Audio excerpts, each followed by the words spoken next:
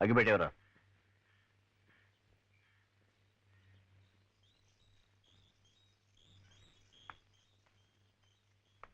వారిని ఓ Surf packet ఇవ్వండి. నాకు కూడా.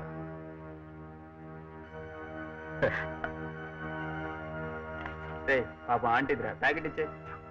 నువ్వేంట్రా చెప్పేది? ఆంటీ నడుమ ఏమైనా ఇస్తాను. ఏంటంటే ఇది? ఇలా అయితే మా బిజినెస్ దెబ్బతింటుంది.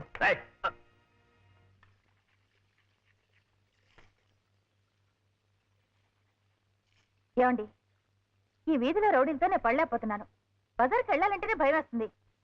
వేరే ఎక్కడైనా మంచిలో కట్టెలు వెళ్ళి తీసుకుందామంటే మీరేమో వినరు. తెలిసి కూడా అలా మాట్లాడతాం ఎవరైనా? ఈ సిటీలో ఇల్లు అద్దెకు దొరకడం ఎంత కష్టం. పైగా అద్దె కాకుండా బోళ్ళంత డబ్బు అడ్వాన్స్ కట్టాలి. మన దగ్గర అంత డబ్బేది ఎందుకుంటుంది? ఊళ్ళో వాళ్ళందరికీ మన కొంప సత్రం అయిపోతే. అరుణ, నేను చెప్పేది వినండి. మీకు ఓ కూతురుంది. ఇంటద్దె కట్టడానికి డబ్బు లేకపోతే రేపు దాన్ని పెళ్ళేలా చేస్తారు? ఉన్నదంతా మీ తమ్ముడి గారి చదువులకే సరిపోతుంది.